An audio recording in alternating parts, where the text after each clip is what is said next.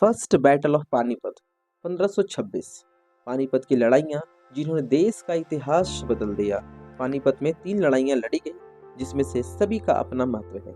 लेकिन 21 अप्रैल 1526 को मुगल शासक बाबर और लोधी साम्राज्य के बीच की लड़ी गई पहली लड़ाई इतिहास के पन्नों में सबसे ज्यादा महत्व रखती है।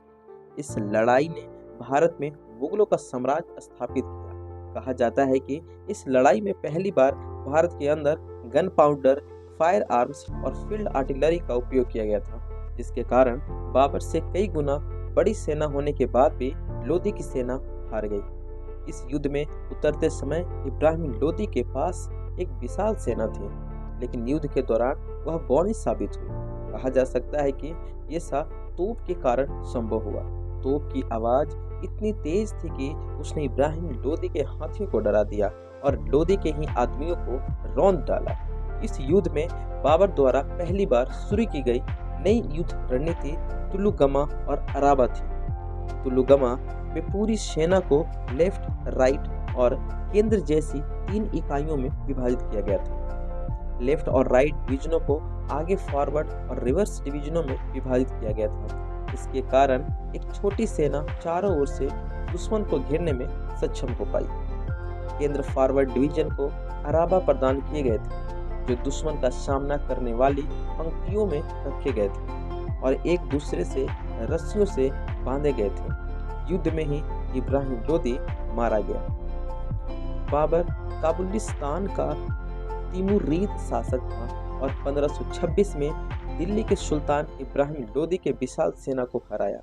इब्राहिम लोधी अपने पिता सिकंदर लोधी के नवंबर 1517 में मृत्यु के उपरांत दिल्ली के सिंहासन पर विराजमान हुआ। इस दौरान देश अस्थिरता एवं अराजकता के दौरान से गुजर रहा था। आपसी मतभेदों एवं निजी स्वार्थों के चलते दिल्ली की सत्ता निरंतर प्रभावहीन होती चली जा रही थी। इन विपरीत परिस्थितियों ने अफगानी शासक बाबर को भारत पर आक्रमण के लिए लायक कर दिया। 5 जनवरी 1526 को अपनी सेना सहित दिल्ली पर धावा बोलने के लिए अपने कदम आगे बढ़ा दिए। बाबर को रोकने के लिए सुल्तान इब्राहिम लोधी ने सरदार हमीद खां को सेना सहित मैदान में भेजा। बाबर ने हमीद खां का मुकाबला करने के लिए अपने पुत्र हुमायूं को भेज दिया। हुमायूं ने अपनी सूझबूझ और ताकत के बल पर 25 फरवरी 1526 को अंबाला में हमीद खां को पराजित कर दिया। इसके बाद दूसरी लड़ाई अंबाला के निकट शाहबाद मारकंडा में सुल्तान की तरफ से दौलत खां लोधी और बाबर की तरफ से मेहदी ख्वाजा के बीच हुई, जिसमें मेहदी ख्वाजा की जीत हुई। सुल्तान इब्राहिम लोधी की सेना के प्रमुख हथियार तलवार, भाला, लाठी, कुल्हाड़ी और धनुष। इससे गंभीर स्थिति यह थी कि सुल्तान की सेना में एकजुटता का नितांत अभाव और सुल्तान की अदूरदर्शिता का अवगुण आड़े आ रहा था।